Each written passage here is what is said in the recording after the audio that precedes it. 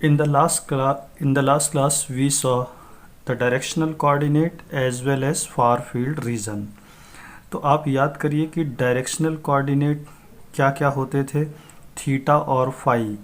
Antenna के case में कौन सा कोऑर्डिनेट सिस्टम यूज़ करते हैं? Spherical coordinate system. थीटा कहाँ से मेज़र करते हैं? From the Z axis. Phi कहाँ से मेज़र करते हैं? From the X axis. तो इस तरीके से हमने डायरेक्शनल कोऑर्डिनेट्स को देखा था। फिर इसके बाद हमने देखा कि जब कोई एंटीना रेडिएट करता है तो उसके सराउंडिंग तीन रीजन होते हैं।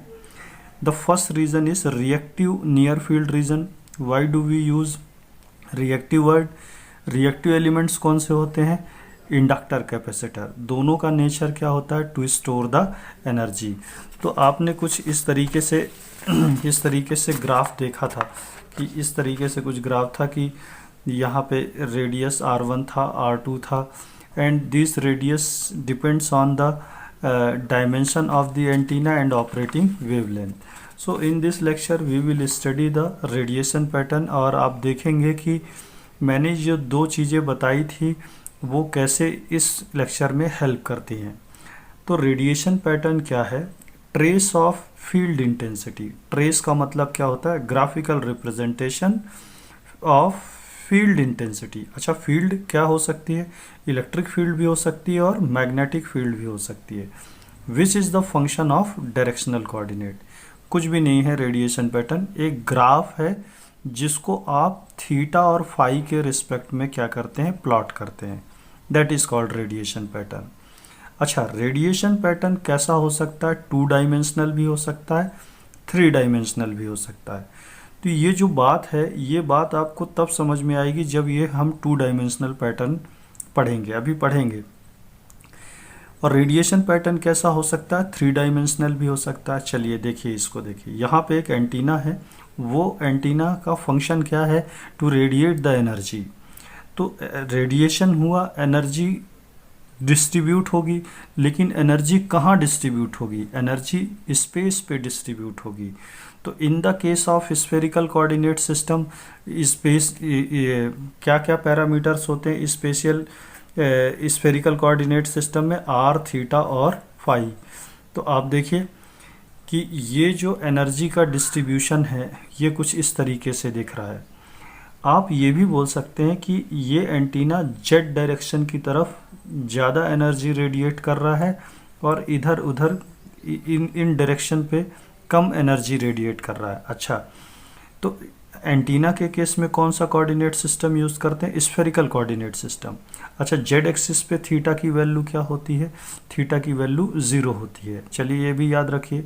अच्छा, इसको बोलते हैं, ये जो बना हुआ है इसको बोलते हैं मेजर लोब, और रेस्ट ऑफ द लोब्स को हम क्या बोलते हैं? माइनर लोब्स बोलते हैं।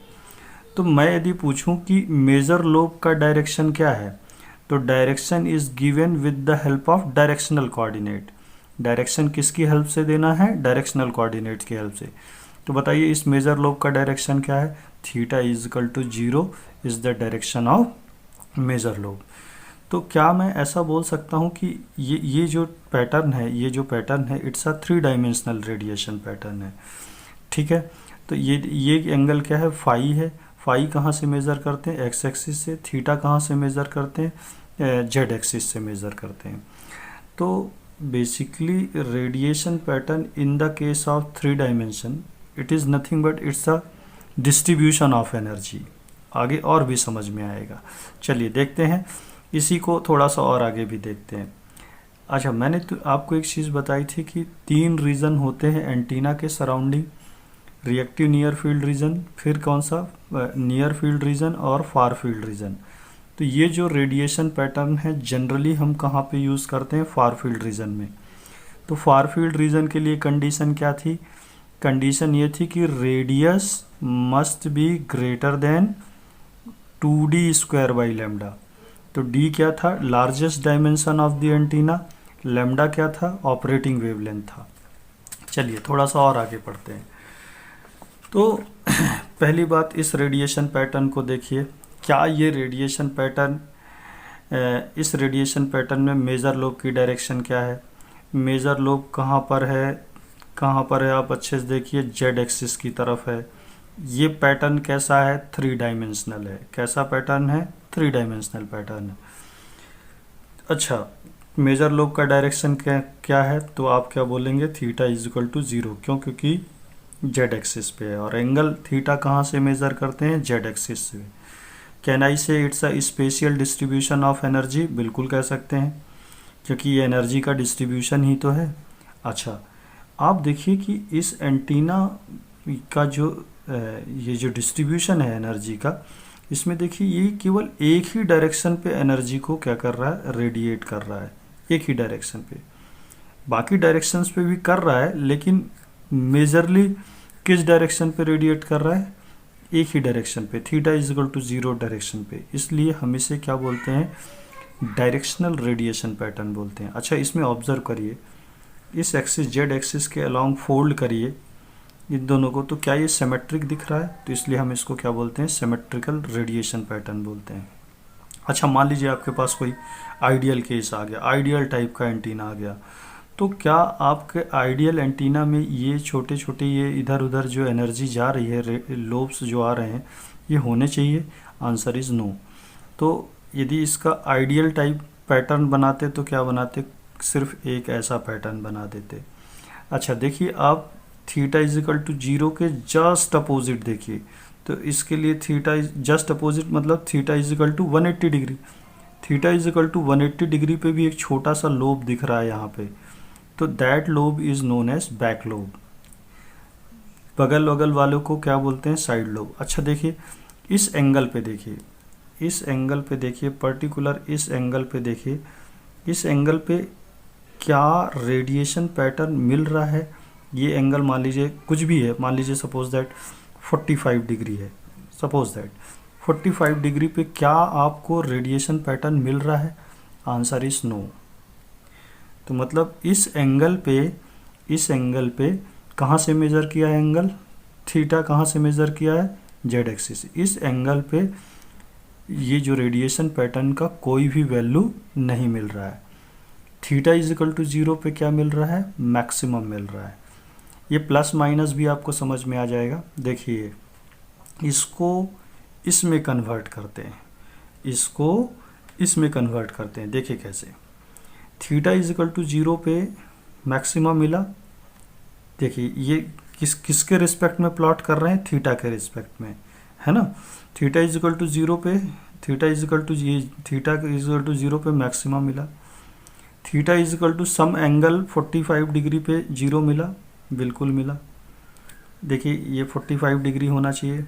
अच्छा, जब 0 से 45 डिग्री की तरफ आप आ रहे हैं, तो इसका एम्पलीट्यूड जो है, इसका जो पावर है, धीरे धीरे क्या होता जा रहा है, रिड्यूस होता जा रहा है। 0 से 45 डिग्री की तरफ जब आ रहे हैं तो पावर क्या हो रहा है, रिड्यूस हो रहा है। तो बेसिकली ये जो है, इसको क्या बोलते हैं, मेजर लोब। इस मेजर लोब को ऐसा मैंने बना दिया। तो ये 3 डायमेंशनल पैटर्न था, 3 डायमेंशनल से मैं किस में आ गया, 2 डायमेंशनल पैटर्न में आ गया। फिर देखिए इसमें कैसा प्लस है, इसमें देखिए प्लस दिख रहा है, फिर दिख रहा है क्या, माइनस है। माइनस प्लस के बाद माइनस, वैसे माइनस किधर बनाना चाहिए था, नीचे की तरफ बनाना चाहिए था, लेकिन ऊपर बना दिया है। तो प्लस माइनस क्या बता रहा है, सिर्फ पोलरिटी को बता रहा है कि ये कर्व किधर होना चाहिए था, नीचे की तरफ। तो इसी तरीके से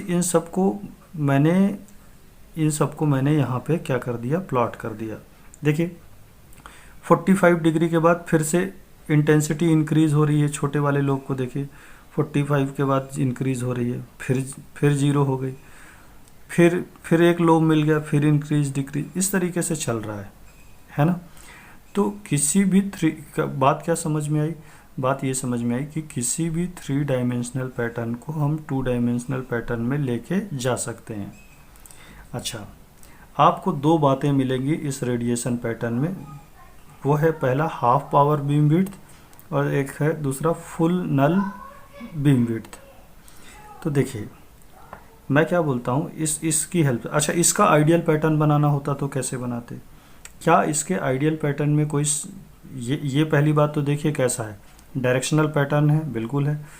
तो यदि ये डायरेक्शनल है तो ये भी पक्की बात है डायरेक्शनल बनेगा, तो डायरेक्शनल बन गया। यदि आइडियल केस में इसमें मेजर माइनर लोब्स नहीं होना चाहिए, साइड लोब्स नहीं होना चाहिए, तो इसमें भी नहीं होना चाहिए। तो इसका आइडियल ये बना सकता हूँ, बिल्कुल बना सकता हूँ। अब 2 पॉइंट क्लियर करना है। क्या क्या? फुल नल बीम विड्थ, इन पॉइंट्स जहाँ पे रेड फील्ड इंटेंसिटी की वैल्यू क्या हो जाए, 0 हो जाए, फील्ड इंटेंसिटी की वैल्यू क्या हो जाए, 0 हो जाए, उनको, उन पॉइंट्स को क्या बोलते हैं, नल पॉइंट्स बोलते हैं। तो ये मान लीजिए 45 डिग्री है और तो इधर कितना होगा, -45, तो ये टोटल विड्थ कितनी होगी, 90 डिग्री। तो किसी ने पूछा कि बताओ फुल नल बीम विड्थ कितनी होगी, तो 45 इधर 45 इधर, कुल मिला के 90 डिग्री हो जाएगा।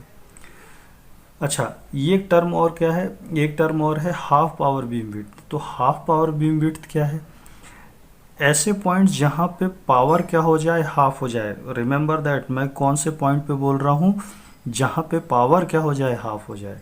एम्पलीट्यूड हाफ नहीं करना, आप पावर को हाफ करना है। तो ये आगे चल के ये दोनों पॉइंट्स मैंने फिर से एक्सप्लेन किए हैं, तो अपन वहाँ पे अच्छे से पढ़ेंगे। चलिए अभी एक छोटी सी चीज़ और है, इसको समझना है। ये देखिए, प्लेन का नेम कैसे डिसाइड करते हैं ये देखना है आपको, है ना। ये कौन सी एक्सिस, एक्स एक्सिस, ये वाई एक्सिस, ये जेड एक्सिस। अच्छा, थीटा कहाँ से मेज़र करते हैं, जेड एक्सिस से। फाई कहाँ से मेज़र करते हैं, एक्स एक्सिस से। तो चलिए ठीक है, आप ये बताइए, सबसे पहले मैं इस वाले प्लेन पे जाता हूँ। ये इस प्लेन का नाम क्या है, वाई जेड प्लेन। अच्छा, वाई जेड प्लेन पे यदि मुझे पहुँचना है तो फाई कितना घूमना पड़ेगा, 90 डिग्री। कितना फाई घूमना पड़ेगा, 90 डिग्री। 90 डिग्री घूम गया तो मैं कहाँ पे पहुँच गया, वाई जेड प्लेन पे पहुँच गया। तो यदि मैंने बोला कि वाई जेड प्लेन पे मैं कहाँ पर हूँ, वाई जेड प्लेन पे हूँ, और वाई जेड प्लेन पे मैं घूम रहा हूँ, तो वाई जेड प्लेन पे मैं कोई मान लीजिए रेडिएशन पैटर्न मेज़र कर रहा हूँ, तो मुझे क्या लिखना चाहिए, सोच के देखिए। यदि मैं वाई जेड प्लेन पे ग्राफ में ट्रेस कर रहा हूँ, तो मुझे लिखना चाहिए फाई = 90 डिग्री। क्यों? क्योंकि वाई जेड प्लेन पे फाई की वैल्यू तो 90 डिग्री हो सकती है, लेकिन वाई जेड प्लेन पे थीटा की वैल्यू क्या हो, थीटा की वैल्यू मैं क्या कर सकता हूँ, वेरी करा सकता हूँ। क्यों नहीं करा सकता, क्या? आप देख लीजिए, थीटा को मैं 0 डिग्री, ये पेन है, ये वाई जेड प्लेन पे है, ध्यान दीजिए, ये थीटा की वैल्यू मैंने 0 डिग्री करा दी, थीटा बढ़ाया बढ़ाया बढ़ाया बढ़ाया 90 डिग्री करा दी, तो मैं थीटा को क्या कर सकता हूँ, वेरिएबल बना सकता हूँ वाई जेड प्लेन पे। चलिए अब आ जाइए एक्स जेड प्लेन पे। एक्स जेड प्लेन पे सोच के देखिए क्या होगा। एक्स जेड प्लेन पे फाई की वैल्यू कितनी होगी, 0 डिग्री। फाई की वैल्यू कितनी होगी, 0 डिग्री। अच्छा, तो इसमें वेरिएबल क्या होगा, फाई तो कांस्टेंट हो गया, तो थीटा को क्या करा सकता हूँ, वेरिएबल कर सकता हूँ। तो क्या समझ में आया कि इस एक्स जेड प्लेन के लिए फाई क्या होगा, 0 होगा, और थीटा क्या होगा, वेरिएबल होगा। अब सोच के देखिए वाई जेड, ये एक्स वाई प्लेन के लिए क्या होगा। यदि मुझे एक्स वाई प्लेन पे पहुंचना है तो मुझे थीटा कितना घूमना पड़ेगा, 90 डिग्री घूमना पड़ेगा। तो थीटा 90 डिग्री पे पहुंच गया।